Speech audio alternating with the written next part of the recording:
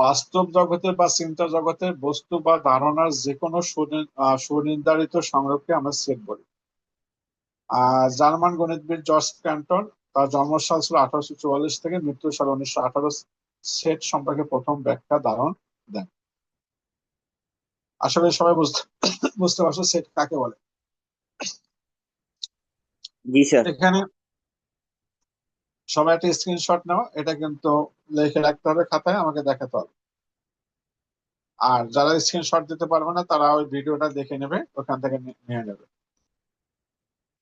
আশা করি সেট কাকে বলে সবাই বুঝতে পারছো।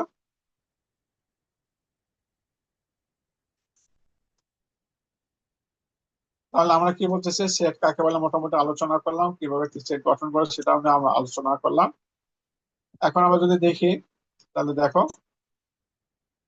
যদি তোমাকে প্রশ্ন করে যে এটা কিসের সেট, কি উত্তর দেবে বলো? ধরলাম একটা মার্বেলের সেট, তারপর এখানে কিসের সেট? এটা হাতির সেট। তা হাতির সেট আছে একটা, এটা এক ধরনের সেট। এটা হলো যে কি, এক পিপিলিকার সেট সেট। সেট। এটা হলো যে ফুলের সেট। আর এটা হলো যে পায়রা। মনে করে একজনও কিন্তু একটা সেট হতে পারে। আমরা পরিবর্তিত পর্যায়ে আমরা এটা আলোচনা করবো যে সেট কি হয়।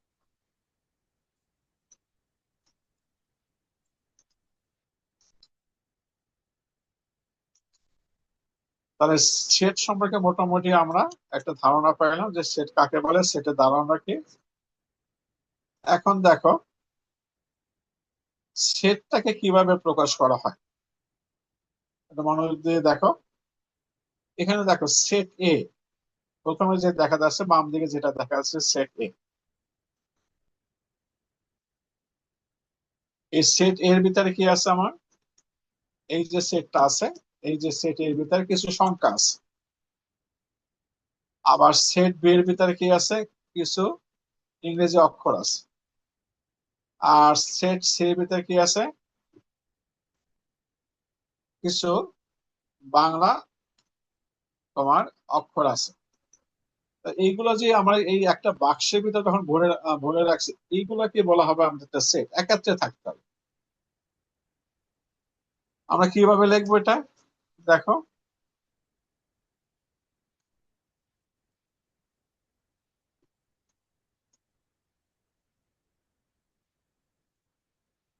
সেটের উপাদানটাকে আমরা কিভাবে লিখবো, একটু মনোযোগ দিয়ে দেখো। যে যে বস্তু নিয়ে সেট গঠিত হয় তাদের ওই সেটের উপাদান বা সদস্য বলা হয়। সেটের উপাদান বা সদস্য বোঝাতে এই যে একটা চিহ্ন দেখা যায়, ক্লাস 8-এ পড়ে আসছে, আমরা নতুন করে আলোচনা করতেছি, এই একটা চিহ্ন ব্যবহার করা হয়। এটাকে বলা হয় ইংরেজি, একটা গ্রিক শব্দ, এটা এপসাইলন বলা হয়। আর যদি সদস্য না থাকে তাহলে সেক্ষেত্রে এটি মাঝখান থেকে একটা দাগ দেওয়া হয়। অর্থাৎ সদস্য বোঝাতে এপসাইলন, এপসাইলন ব্যবহার করা হয়। আর সদস্য না বোঝাতে মাঝখানে একটা দাগ দেওয়া হয়। এটা উচ্চারণটা কি করতে হবে আমাদের, বিলংস টু। এই অ্যাপসিলনটাকে আমরা গাণিতিক ভাষায় আমরা অ্যাপসিলন বলবো না, এটা বিলংস টু বলবো আমরা। আর যদি সদস্য না থাকে আমরা বলবো ডাজ নট বিলংস টু। তবে আমি এটাকে যখন অঙ্কটা করবো তখন আমরা বিলংস টু শব্দটা একটু বড় অক্ষর, আমরা এটা ব্যবহার না করে আমরা ভিন্ন একটা অক্ষর ব্যবহার করব। যেমন আমি যেটা নিয়ে বলবো যে কিভাবে উচ্চারণ করবো সেটা। তবে ম্যাথমেটিক্স এর ভাষায় এটা এপসিলনটাকে আমরা বিলংস টু বলবো। আর যদি সদস্য না থাকে আপনার ডাজ নট বিলংস টু আমরা ব্যবহার করবো। উপাদান বা সদস্য সাধারণত ইংরেজির ছোট হরফের উপাদানগুলো, অর্থাৎ আমরা একটা সেটের ক্ষেত্রে আমরা সেকেন্ড ব্র্যাকেট বন্ধনী ব্যবহার করে মাঝখানে ছোট হাতের হবে, মাঝখানে কি হবে, ছোট হাতের হবে। আর সেটটাকে প্রকাশ করার জন্য আমাকে কি করতে হবে, বড় হাতের অক্ষর দ্বারা আমাকে ব্যবহার করতে হবে।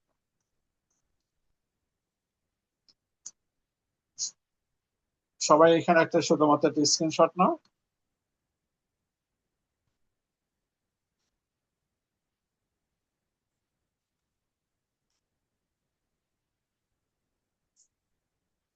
এখন দেখো কিছু উদাহরণ এখানে দিলাম, তো মনোযোগ দিয়ে দেখো।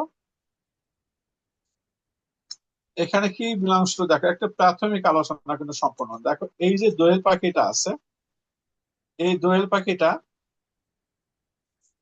এই যে ডান দিকের যে একটা সেট আছে, সেটার ভিতরে দোয়েল পাখি আছে, টিয়া পাখি আছে, বিভিন্ন জাতের পাখি আছে। এই দোয়েল পাখিটা কিন্তু এই সেটের একটা অংশ বিশেষ।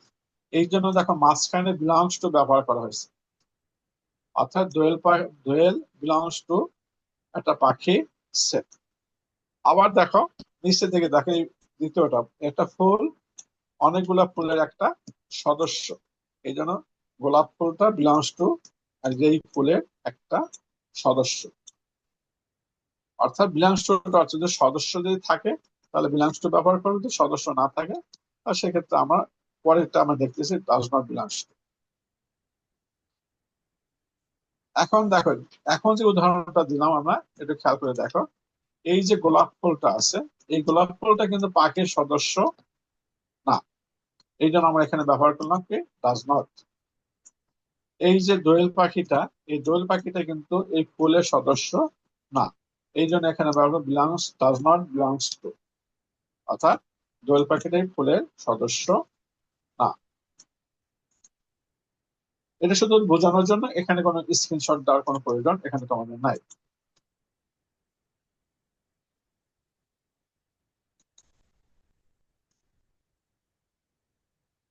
এখন দেখো আমরা সেট দিয়ে গঠন করবো, যেমন এখানে কিছু মাছের সেট, এই প্রজাপতির সেট, পশু পাখির সেট, তারপরে এখান থেকে প্রজাপতি, এটা মাছের সেট, এই দেখো এটা দেখো প্রজাপতির সেট, এটা হলো দিয়ে এই মাছের সেট, এটা প্রজাপতির সেট, তারপরে এটা হলো পশু পাখির সেট, এই আর কিছু না।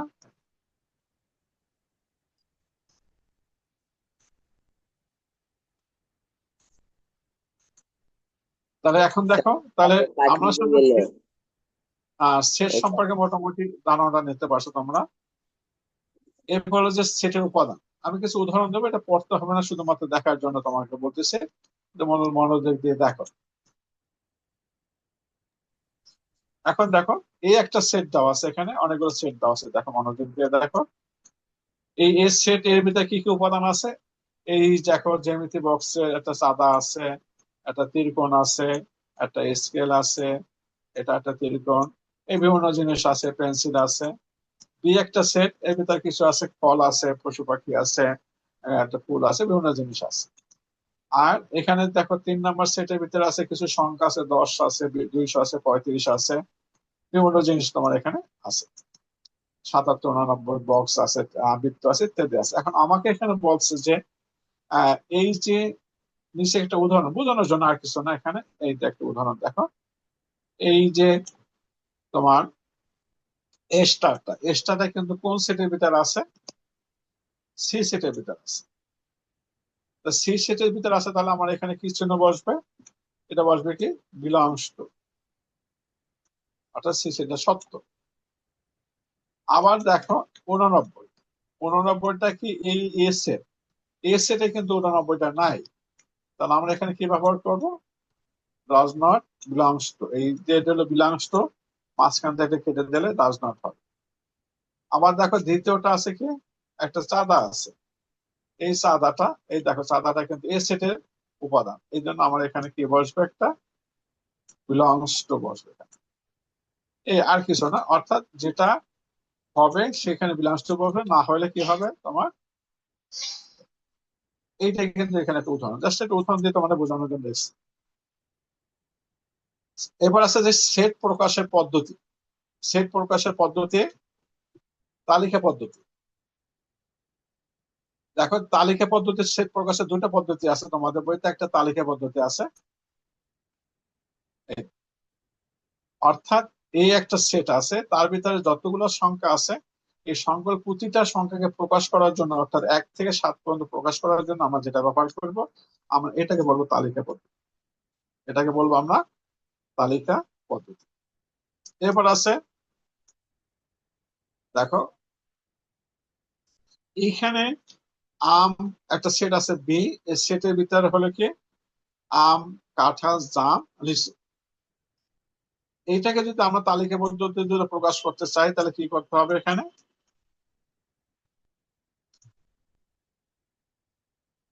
দ্বিতীয় বন্ধনীর মধ্যে সেটের সকল উপাদান কমা ব্যবহার করে প্রকাশ করা হয়, এটাই হলো তালিকা পদ্ধতি। অর্থাৎ এইটা একটা স্ক্রিনশট নিতে হবে, তালিকা পদ্ধতি কাকে বলে। দ্বিতীয় বন্ধনী অর্থাৎ সেকেন্ড ব্র্যাকেট ব্যবহার করে আমরা যদি কোনো কিছু দিই, আমরা এটাকে বলবো কি, তালিকা পদ্ধতি। সেকেন্ড ব্র্যাকেট দিয়ে, এই সেকেন্ড ব্র্যাকেট দিয়ে যদি আমি সবগুলো লিখবো, কোনো কিছু বাদ থাকবে না, সবগুলো যদি লিখি আমরা সেটাকে বলবো তালিকা পদ্ধতি। এরপর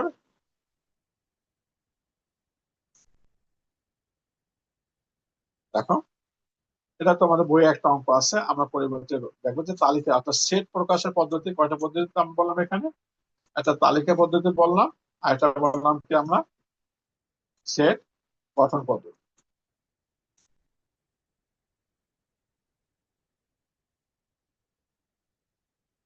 তো দুটো পদ্ধতির কথা বললাম, সেট গঠন পদ্ধতি আর তালিকা পদ্ধতি। এখন আমরা কিছু অঙ্ক দেখাবো। এর আগে দেখো তোমার সেট প্রকাশের পদ্ধতিটা আমি আরেকবার দেখাচ্ছি তোমাদের জন্য, একটা ভিডিওর মাধ্যমে দেখাচ্ছে,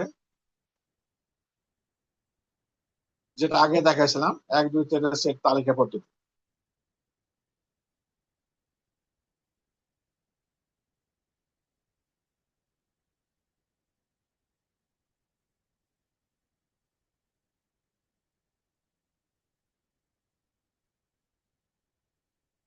এটা আগে দেখালাম, আবার একটু একবার নজর দেওয়ার জন্য আবার দেখালাম তোমাদের এখানে।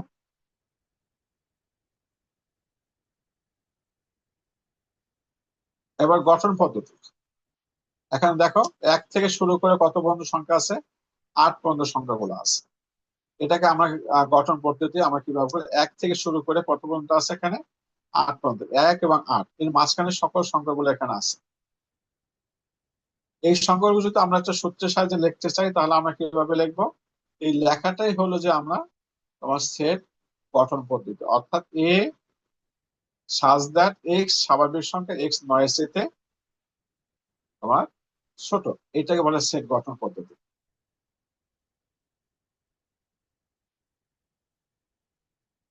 এটা এই সেট গঠন পদ্ধতি কাকে বলে, এটা তোমরা একটু ভিডিওটা দেখে এটা লিখে নেবে।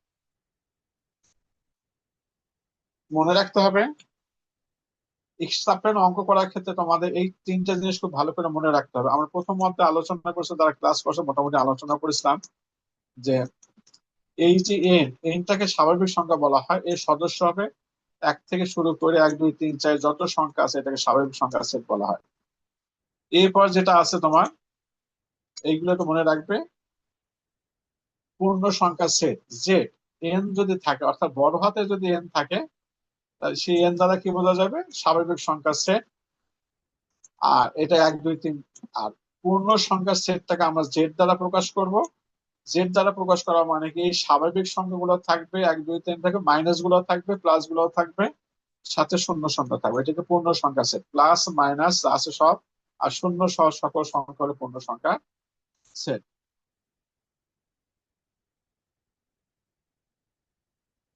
এটা একটা স্ক্রিনশট নিতে হবে, খাতায় উঠিয়ে রাখতে হবে।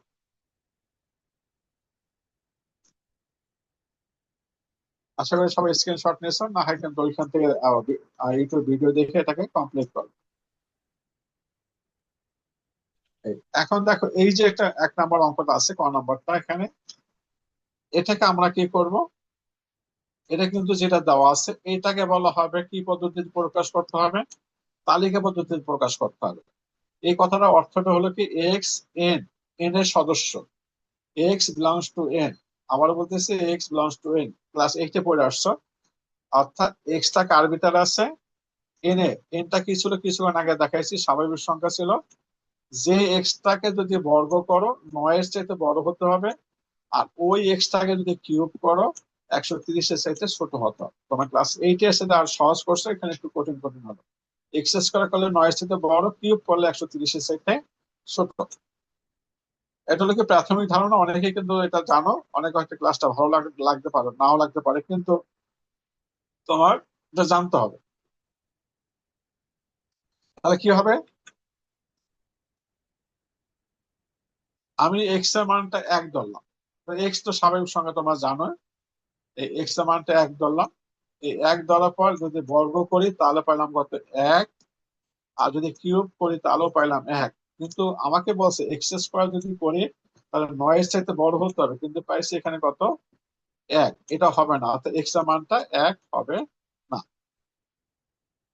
এক্স এর মানটা যদি 1 না হয় পরে যাই দেখি কি হয়। 2 ধরে ধরে ধরে 2 যদি ধরে, এখন দেখো এক্স এর মান যদি 2 ধরি, এই 2 দলে বর্গ করলে কত আসে 4। এই 4 কিন্তু 9 এর চাইতে ছোট। আমাকে বলছে 9 এর চাইতে বড় হতে হবে, তাহলে এই এক্স এর মানটা 2 ও হবে না। এরপর যদি দেখি এক্স এর মানটা 3 যদি ধরে, 3 যদি ধরি তাহলে বর্গ করলে 9 হয়, কিন্তু আমাকে শর্তে বলা আছে কি 9 এর চাইতে বড়। এই জন্য এই যে 3 আছে 3টা কিন্তু হবে না। তারপর এবার 5 ধরে দেখি, দেখো 5 যদি ধরা হয় আর 4 যদি ধরা হয় তার 16 হয়। স্কোয়ার করলে কত হয়? স্কোয়ার করলে 16 হয়, যে 16টা এই 9 এর চাইতে বড়। তার মানে এই 4টা হবে। আবার দেখো কিউব করলে 64, 64 করলে কিন্তু 130-এর চাইতে ছোট হয়, এটা হবে। এবার 5 ধরে দেখো, 5 দলে কি পাওয়া গেল? এইখানে 25 পাওয়া গেল। এই 25টা কিন্তু 9 এর চাইতে বড়, এটা হবে। আর এখানে আছে 125, 125 কিন্তু 130-এর চাইতে ছোট, অর্থাৎ এই 4ও হবে, 5ও হবে। এবার যদি 6 নিই, 6 নেওয়ার সাথে সাথে একটু দেখো সবাই, এই এখানে 216 পাশে চলে গেল কিউব করার পর, কিন্তু আমার কত আছে 130। এই 6 আর হবে না। যখন দেখবো 200 দ্বিতীয় শর্তটার চাইতে মানে দ্বিতীয় শর্তটা মিথ্যা হয়ে যাচ্ছে, তখন আর পরে তোমার অগ্রসর হতে হবে না। তার মানে এক্স এর মান কত দাঁড়াবে 4 এবং 5, আর কোনো মানে এখানে আসবে না। বেশি যতই বেশি নাও, দ্বিতীয় শর্তটাকে পূরণ করবে না ভিতরে, আমাকে এই পর্যন্ত করলে হবে 4 এবং 6, 4 এবং 5 থাকবে, বাকি কোনোটাই এখানে আসবে না। তাহলে উত্তর দাঁড়াবে কি? উত্তর দাঁড়াবে 4 এবং 5। এবার একটা স্ক্রিনশট নাও। এই এরপর খ নাম্বারটা কিন্তু বলা আছে জেড। জেডটা কিন্তু কিছুক্ষণ আগে বলেছিলাম, জেড হলো পূর্ণ সংখ্যা সেট, প্লাস হতে পারে মাইনাস হতে পারে, অর্থাৎ যদি এন দেওয়া থাকে শুধুমাত্র প্লাস হবে। এই দেখো দ্বিতীয় সত্যটা আমি সবুজ কালে দিয়ে দিয়েছি, দ্বিতীয় সত্যটা জেড। জেড হলে কিন্তু প্লাস হবে, মাইনাসও হবে, সবকিছু হবে। তার মানে এখানে আরো বলছে যদি বর্গ করো তাহলে কত হবে 5-এর চাইতে বড় হতে হবে, আর যদি কিউব করো তাহলে 36-এর চাইতে কি হতে হবে ছোট হতে হবে। তাহলে কোনগুলো হবে একটু দেখে আমরা এক শূন্য দিয়ে চেক করে দেখবো, এক একটা চেক করে দেখবো আমরা।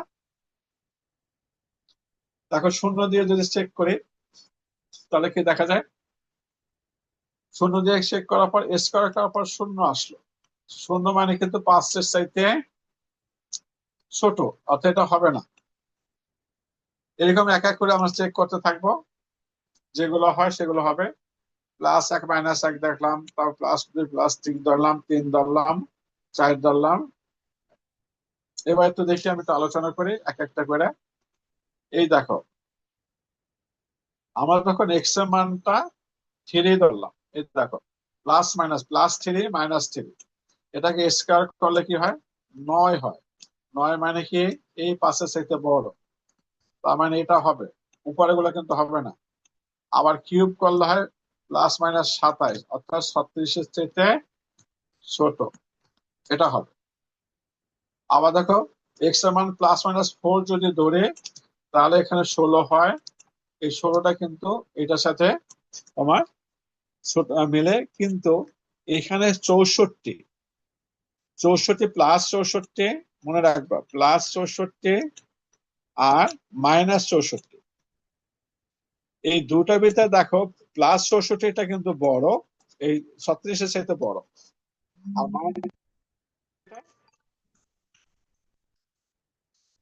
-64টা তোমার 36-এর থেকে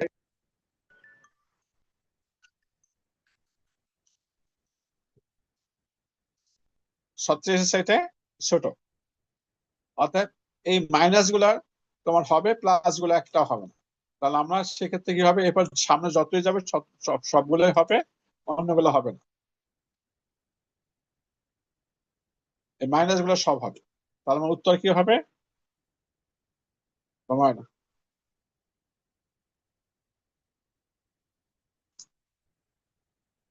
অর্থাৎ কত থেকে শুরু করে এই +3 পর্যন্ত হবে। মনে রাখবে এই যে 3, এই +3 -3, এই দেখো +3 -3, এই 3 থেকে শুরু করে নিচের সংখ্যাগুলো সব আসবে, কিন্তু শূন্য আসবে না, 1 2 কোনোটাই আসবে না। এটা শুধুমাত্র আসবে।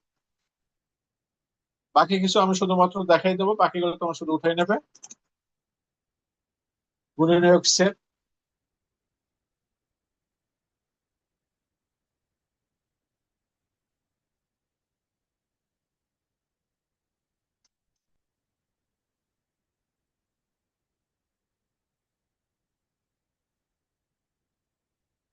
এগুলো পরে ভিডিও থেকে উঠাই নিও শুধুমাত্র আর এইখানে কিছু অঙ্ক দিয়ে দিয়েছি, সেগুলা তোমরা অঙ্কগুলা খাতায় উঠিয়ে রাখবে, আমি এটা আস্তে আস্তে পরে ক্লাসে সলভ করে দেবো। এই আজকে গেলাম না, কালকে আবার বিস্তারিত আলোচনা করবো। আজকে এই পর্যন্ত থাকবে। স্যার আসসালামু আলাইকুম। আসসালামু আলাইকুম।